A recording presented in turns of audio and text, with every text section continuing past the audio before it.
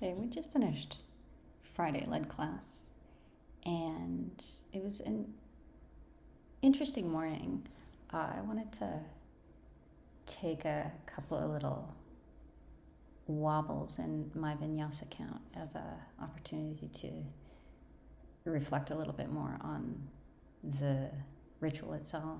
So I missed and then corrected Vinyasa and Prasarita Padottanasana, and then again in Baddha Konasana B about half an hour later.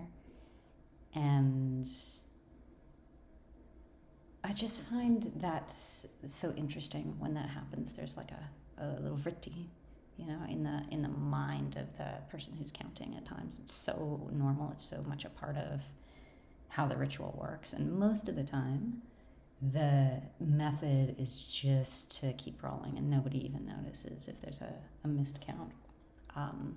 And at the same time, sometimes I like to call attention to my error, just as a mode of transparency and also like shared awareness there. The experience of being the person counting the class for me is so profoundly contrastive to the experience of actually taking the class. As most of you know, if I'm with my teacher who's teaching either Dominic or Sharat, I just completely absorb into the rhythm. I have no idea what is being said at all. Just the entire cognitive part of my brain is blank, which is a reason to be careful who one practices with. That experience of total surrender is, you just need to make sure you're in a safe place to go there. But when I'm counting, I would say there's another pretty universal meditative experience that happens.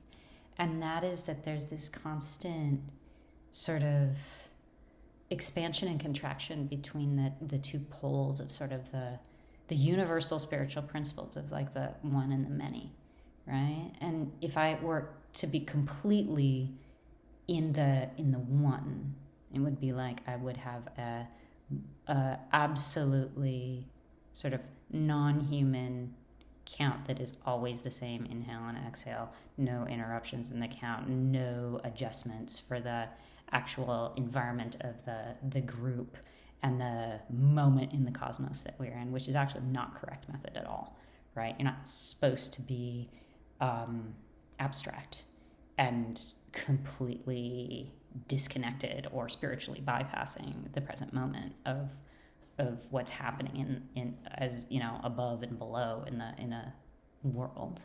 And at the same time, the other end of that polarity is the many, right?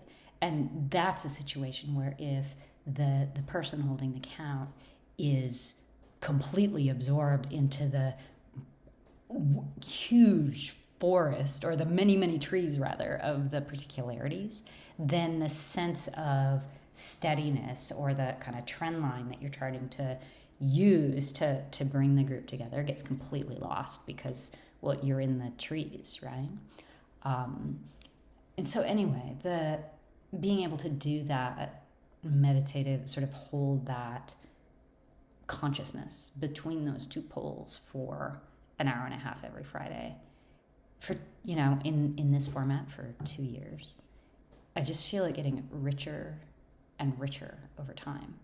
And my consciousness is kind of dilating so I can hold more and more of the trees and more about the children and the cats and the way the light changes in your room and the looks on your faces.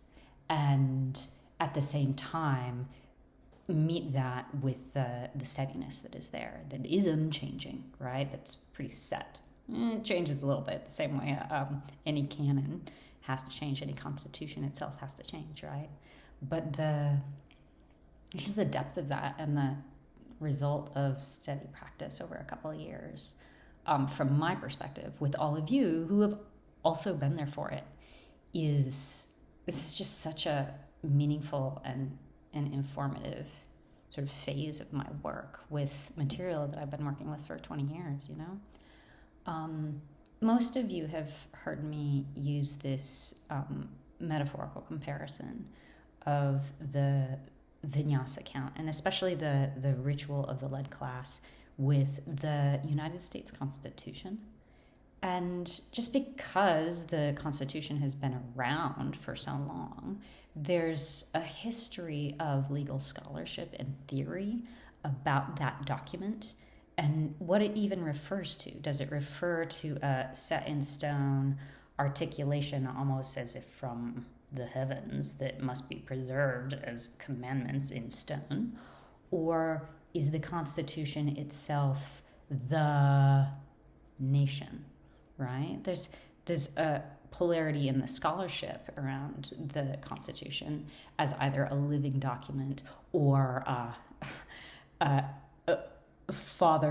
founding fathers' intent, the originalist sort of position, that also creates a whole lot of fruitful tension around interpretation of what this liturgy of the Constitution, in that case, even means.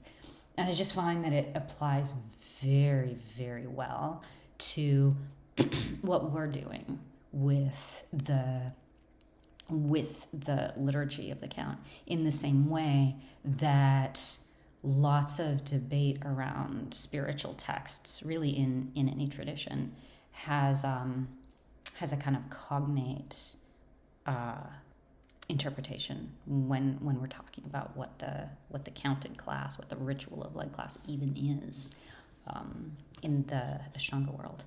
That said, there's just no end to the richness that I think that can come about by this totally repetitive ritual. Here we are, like, doing this Zoom version of it. How many times? How many hundreds of times of the last couple of years together? And it's like this living document for us, it feels kind of like a vehicle to me. Like, it's moving us forward through time. It's a vehicle of time and context and tradition and knowledge, and also of our individual experience.